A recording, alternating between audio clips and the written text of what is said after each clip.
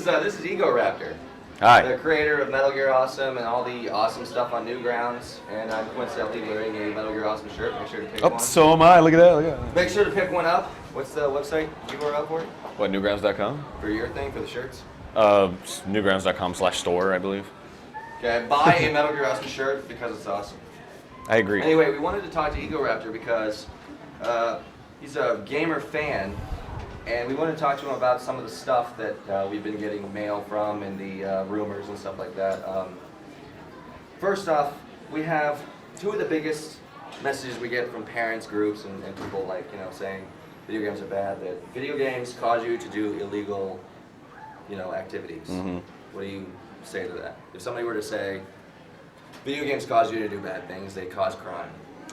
I don't know about that. I think, I don't think there have been any clear studies. I mean, there have been studies on it, but I don't think, there's a clarity of whether the kids are either affected by the games or have a predisposition to play violent games, which, that predisposition makes them, violent in general. So violent kids are drawn to violent games. That's just, how it works.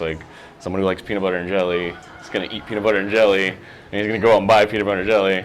I don't know if that was a bad metaphor, but what I'm saying is, that they're already violent. I don't think the games are making them violent. And to be honest, I'm happy that if there are kids that feel, like violent tendencies and stuff, that they should take it out in games as opposed to in real life, Yeah, I mean, we had I don't know if you ever heard of this guy's name's Jack Thompson.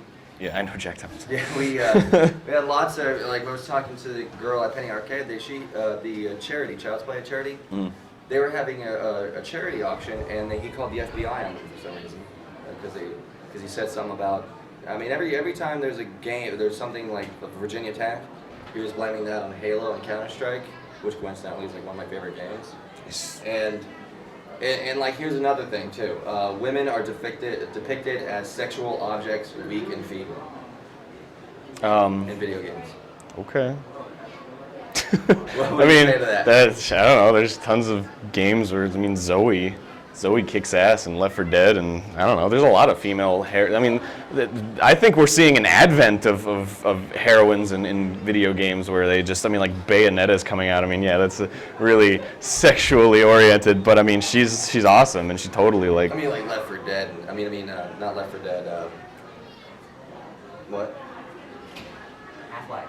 No, not Half-Life. Alex, you played Half-Life, right? Not really. Half-Life 2. There's a character named Alex, but there is some games that are kind of. I think people are digging too far into it. There are movies that have, characters that are weak, and it's nobody cares. Movies are. I think the problem is that video gaming as an art form hasn't developed enough, and it's just. People don't take it seriously enough. There's no games that define gaming as an art. It's still kind of like this hokey medium, and I mean that's how every art form starts out. It's just kind of oh, this is kind of a derivative of another art form. Film was so much like theater for a while. There weren't any camera angles or any interesting stuff. It was just basically you were sitting and this box had a theater play on it. But then people started realizing, oh, we've got a camera, we can move it around, we can do all these different angles and stuff, and then stuff like Citizen Kane came out and everything, and it's wow, this is really movies as an art form. You can really express yourself, you can feel something from these movies, and particularly from the movies and not from a book or anything. But gaming hasn't developed to that point yet. It's still so much like cinema, and sure. so I like that. That's a good, because we actually try to say that we got this idea we read a book about the art of video games, and it's true. We think that video games should be considered an art, like a movie or a great symphony or something like that. Well, the problem with that is that's a great idea, but nobody has done anything that's worthy of being an art form in a video game. There's no game where you're playing it and just the fact that it's a game, no cutscenes, no story or character interaction, no dialogue or anything. Just the fact that you're interacting with these things on the screen. There's obstacles and things that are hindering your process or progress. That is what is supposed to take those emotions out of you. That's what gaming is. it's. Well, I mean, even especially you, that storyline Metal Gear was just one of these. Like, when you were playing it, the storyline just left you like with all your emotions going. Well, see, but that's still very cinema. I mean, there's a lot of things I respect about Metal Gear as far as the gameplay design, and I think Hideo Kojima is a genius as far as game design, but I won't get into that. But, I mean, a lot of those emotions that you feel are particularly a lot from the movie-based stuff, the cutscenes, the characters that are very, like following a linear story and everything. But, yeah, I mean, there's stuff in the game, like, for example, at the...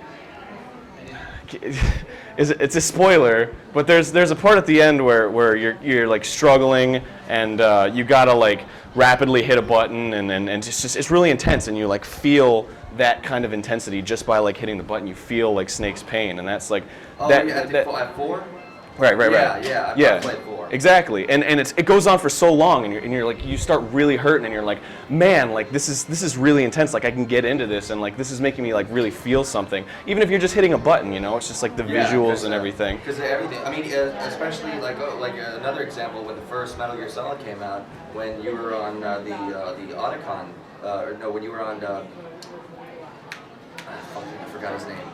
Revolver, Ocelot. The torture device? Yeah, the torture device. We're supposed to do this, and then after you get done, he says, "My arm really hurts," and then Naomi says, "Put your controller up to your arm," and then she vibrates it.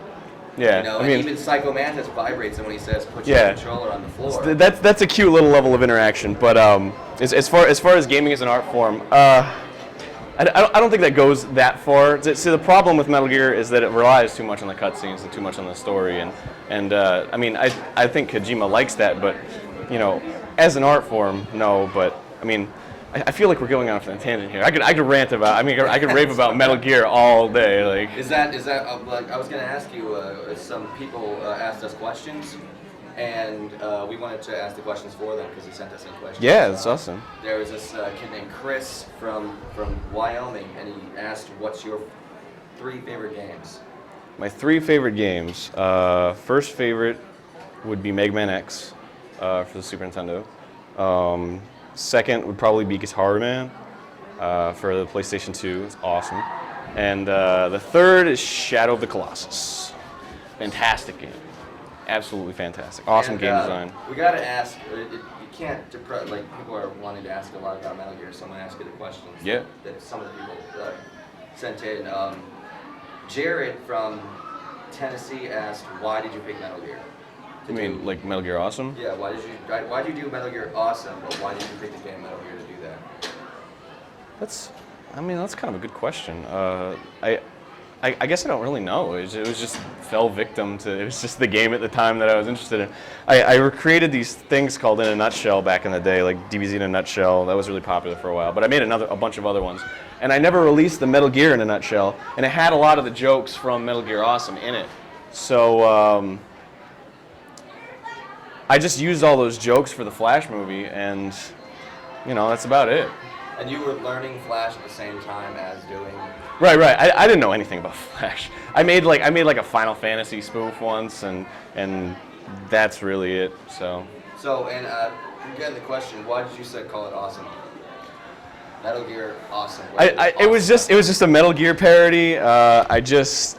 What are you thinking? This is awesome. Yeah, I mean, basically, it was just like I was like Metal Gear what? Metal Gear stupid, Metal Gear funny. I don't know, Metal Gear Awesome, and I was like, all right, that's great, Metal Gear Awesome. Let's call it that. It just clicked when you. It was just about as spontaneous as the movie was. It was just kind of like.